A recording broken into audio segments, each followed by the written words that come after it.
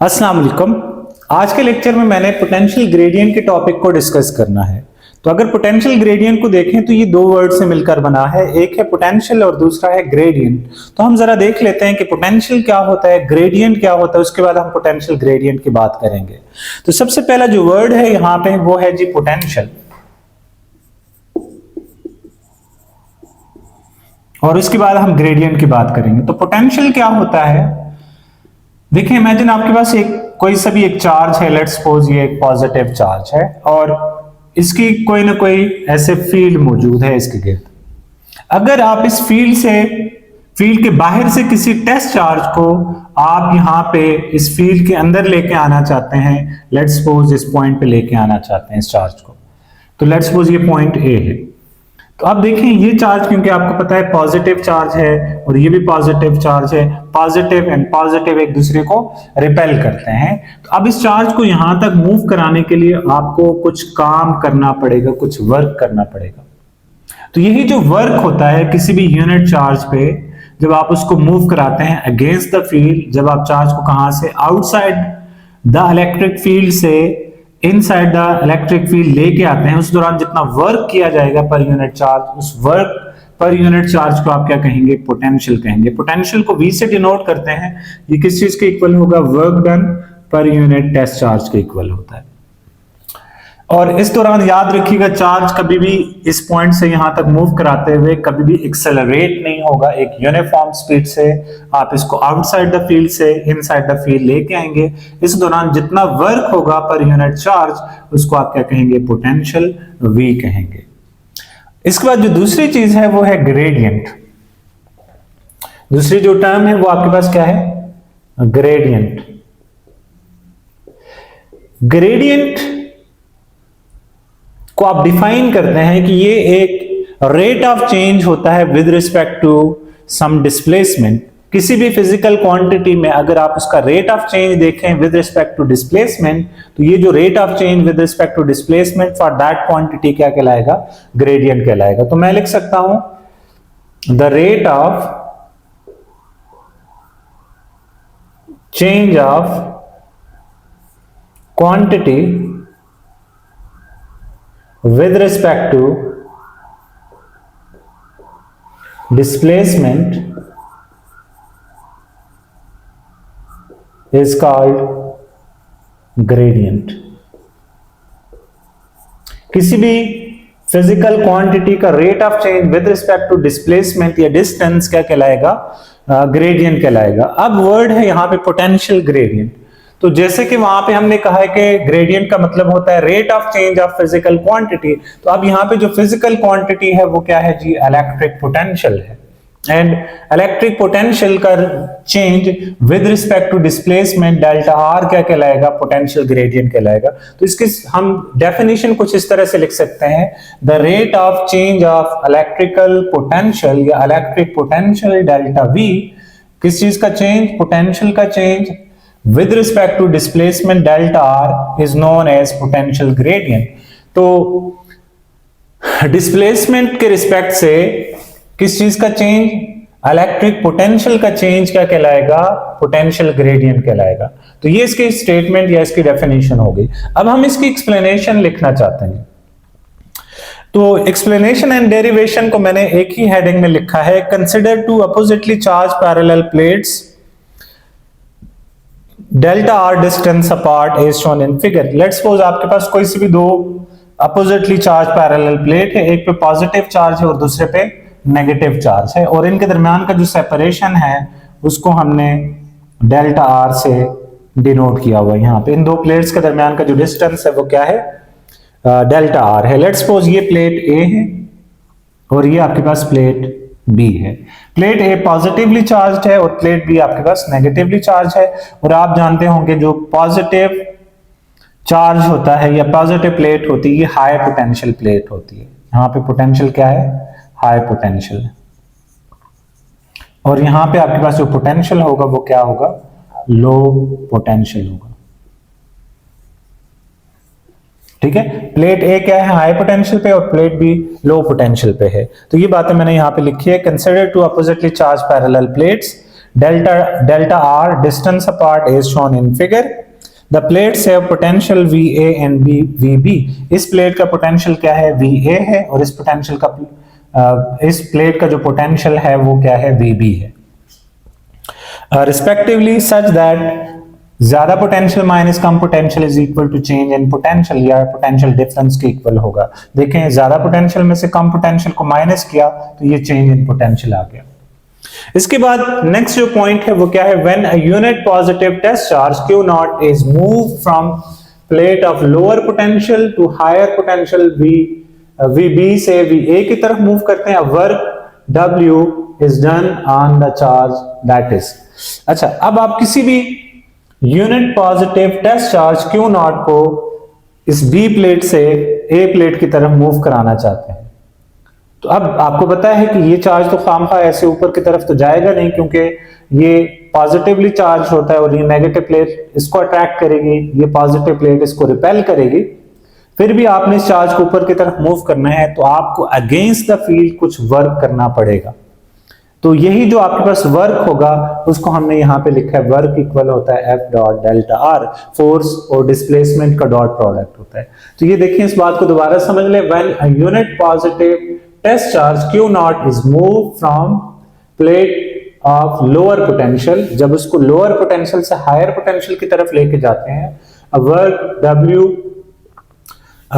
W is must be done या is done on the charge. इस charge पे आपको कुछ ना कुछ वर्क W करना पड़ता है, और W इक्वल होता है फोर्स एंड डिस्प्लेसमेंट के डॉट प्रोडक्ट इक्वल। अब आप जानते हैं यहाँ पे जो डिस्प्लेसमेंट है वो डेल्टा आर है, इन दो प्लेट्स के दरमियान का डिस्टेंस या डिस्प्लेसमेंट डेल्टा आर है, और आप जानते हैं कि जो डॉट प्रोडक्ट होता है ये इक्वल होता है F delta R and cause of theta, इनके दरमियान का जो एंगल थीटा बनेगा।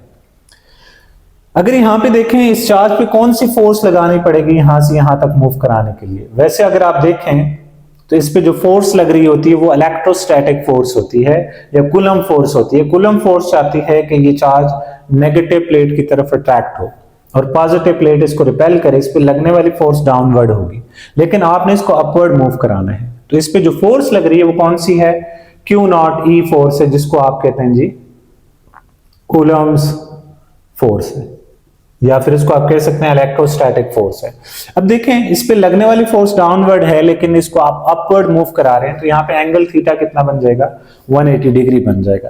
तो ये दो चीजें आप यहाँ पे फोर्स की जगह Q नॉट E पुट कर दिया आपने, और डेल्टा आर अपनी जगह पे cause of 180 degree, and cause 180 degree कितना होता है? -1 होता है। तो यहां से आपके पास Q naught E delta are बचेगा, और कॉज 180 की जगह आपने माइनस लिख लिया, ये आपके पास minus Q naught E delta R आ गया। एज वी नो दैट जो चेंज इन पोटेंशियल है या पोटेंशियल डिफरेंस इक्वल होता है work done per unit charge. Potential difference किस चीज के इक्वल होता है? Work done per unit charge के इक्वल होता है। इसको मैं इक्वेशन 2 कह देता हूं।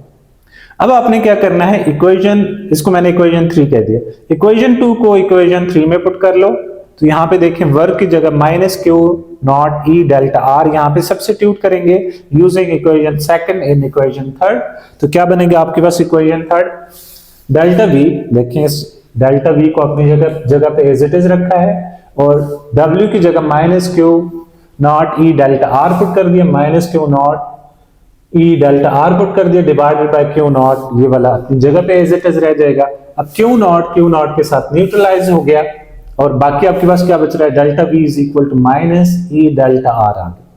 अब देखें, डेल्टा आर यहाँ पे मल्टीप्लाई है, इधर आके डिवाइड हो जाएगा, तो -E is equal to delta V by delta R. अब माइनस को आप इक्वेशन की दूसरी साइड पे शिफ्ट करा सकते हैं, तो E इक्वल होगा minus delta V over delta R. तो ये आपके पास रिक्वायर्ड एक्सप्रेशन आ गया फॉर पोटेंशियल ग्रेडियंट। यहां पे आप देख पा रहे हैं कि पोटेंशियल का change with respect to displacement R है, और ये किस चीज के इक्वल है? इलेक्ट्रिक फील्ड इंटेंसिटी के इक्वल है। तो मैं बोर्ड को यहां से इसको रेस कर देता हूं, फिर मैंने आपको कुछ और चीजें समझानी है। अच्छा जी, तो इलेक्ट्रिक फील्ड इंटेंसिटी इक्वल होगी किस चीज के? Delta V by delta are. आपने अभी, हमने इसको शुरू में डिफाइन किया था कि ग्रेडियंट क्या होता है? किसी भी क्वांटिटी का change with respect to displacement क्या कहलाता है? ग्रेडियंट कहलाता है। तो ये आपके पास क्या बन गया? इलेक्ट्रिक फील्ड इंटेंसिटी इक्वल है माइनस, ठीक है। Delta we over delta R इसको क्या कहते हैं, ग्रेडियंट ऑफ पोटेंशियल कहते हैं। Delta we over delta r क्या कहलाएगा, ग्रेडियंट ऑफ पोटेंशियल। तो इलेक्ट्रिक फील्ड इंटेंसिटी किस चीज के इक्वल है, नेगेटिव ग्रेडियंट ऑफ पोटेंशियल के इक्वल है। तो याद रखिएगा ये जो ऑपरेटर है डेल्टा ओवर डेल्टा आर, इसको डेल्टा ऑपरेटर से भी रिप्रेजेंट करते हैं। तो इलेक्ट्रिक फील्ड इंटेंसिटी को आप लिख सकते हैं, इसको इस तरह के डेल से रिप्रेजेंट करते हैं हायर लेवल फिजिक्स में, माइनस डेल्टा वी के इक्वल हो गए। ये डेल ऑपरेटर है, डेल्टा नहीं है बल्कि डेल ऑपरेटर है। डेल्टा को उल्टा दे तो ये आपके पास डेल ऑपरेटर बन जाता है। तो आप चाहें तो आप इसको इस तरह से भी लिख सकते हैं। और इलेक्ट्रिक फील्ड इंटेंसिटी आपको याद रहना चाहिए कि ये एक वेक्टर क्वांटिटी है और पोटेंशियल आपके पास एक स्केलर है। तो ये जो डेल ऑपरेटर है ये किसी भी स्केलर पे ऑपरेट होता है तो उसको वेक्टर में ट्रांसफॉर्म कर देता है। तो ये आपके पास ग्रेडियंट की कैरेक्टरिस्टिक है। तो हम कह सकते हैं कि electric field intensity is equal to negative gradient of potential है। ठीक है, नेगेटिव ग्रेडियंट ऑफ पोटेंशियल है। याद रखिए कि ये ऑपरेटर जब भी किसी स्केलर पे ऑपरेट होता है, ये जो डेल ऑपरेटर है, तो इसको आप ग्रेडियंट कहते हैं। तो ये नेगेटिव ग्रेडियंट ऑफ पोटेंशियल हो गया। अब यहां पे माइनस साइन क्या शो करता है, माइनस साइन ये शो करता है, minus sign electric field intensity की डायरेक्शन बताता है। इलेक्ट्रिक फील्ड इंटेंसिटी की डायरेक्शन बताता है। ये बात मैं यहां पे लिख लेता हूं, the negative sign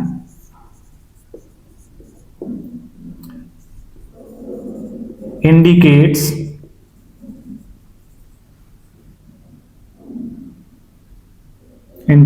that the direction of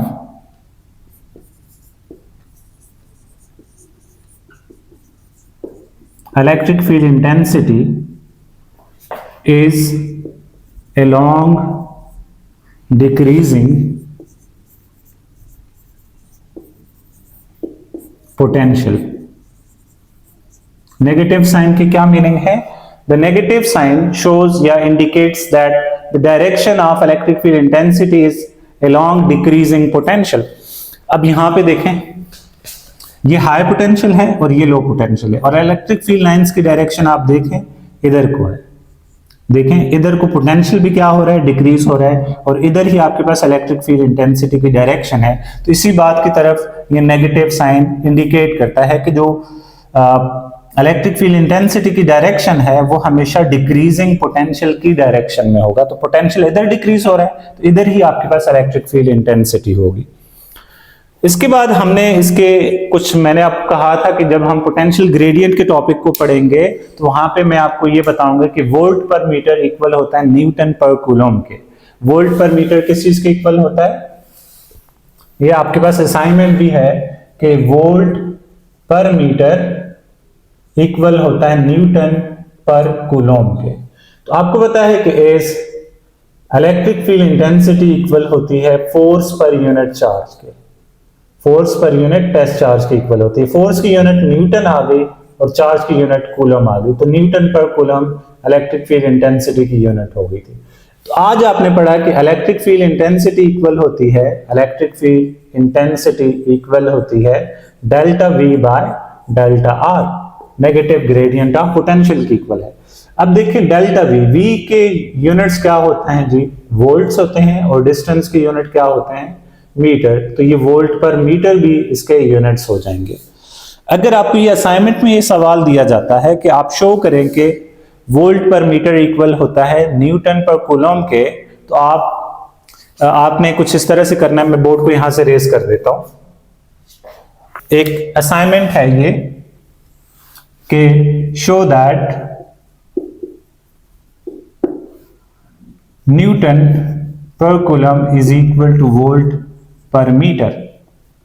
Newton पर कूलम किस चीज के इक्वल है, वोल्ट पर मीटर के इक्वल है। मैं इसकी राइट हैंड साइड ले लेता हूं, right hand side is equal two volt पर मीटर। वोल्ट किस चीज की यूनिट है, ये पोटेंशियल की यूनिट है, और पोटेंशियल क्या होता है जी, पोटेंशियल इक्वल होता है वर्क पर यूनिट चार्ज। तो आपको पता होना चाहिए ये जो वोल्ट होता है ये इक्वल होता है जॉल पर कूलम। किस चीज के इक्वल होता है, जॉल पर कूलम के इक्वल होता है, और मीटर अपनी जगह पे एज इट इज रह जाएगा। और आप जानते होंगे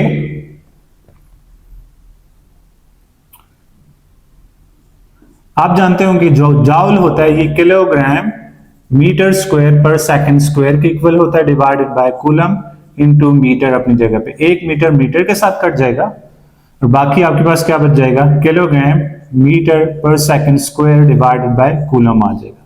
kilogram metre per second square ये इक्वल होता है न्यूटन और नीचे कूलम अपनी जगह पे, तो ये वोल्ट न्यूटन पर कूलम के इक्वल हो गया। तो हमने यहाँ पे देखा था वोल्ट पर मीटर इक्वल होगी किस चीज के, न्यूटन पर कूलम के। तो याद रखिएगा जो आपके पास यूनिट्स हैं इलेक्ट्रिक फील्ड इंटेंसिटी के, वो वोल्ट पर मीटर भी हो सकते हैं, न्यूटन पर कूलम भी हो सकते हैं, और कोई थर्ड यूनिट इसके हो सकते हैं। देखें अगर आप इसको लिखते हैं जी किलोग्राम, न्यूटन को लिखते हैं kilogram metre per second square और कूलम को भी ऊपर लेके जाते हैं तो कूलम पावर -1, तो ये भी आपके पास यूनिट हो सकते हैं इलेक्ट्रिक फील्ड इंटेंसिटी के। अगर आपके पास एमसीक्यू इस तरह से आता है कि आपको ये 3 ऑप्शन दे दिए जाते हैं, A, this is B option and this is C option, और चौथा ऑप्शन ये कह देते हैं कि डी ऑप्शन ये है ऑल ऑफ दीज, तो आपके पास ये करेक्ट ऑप्शन होगा। ये तीनों यूनिट्स इसके लिए इलेक्ट्रिक फील्ड इंटेंसिटी के लिए करेक्ट है। होप सो आपको ये लेक्चर यहां तक समझ आ गया होगा। अगले लेक्चर तक अल्लाह हाफिज।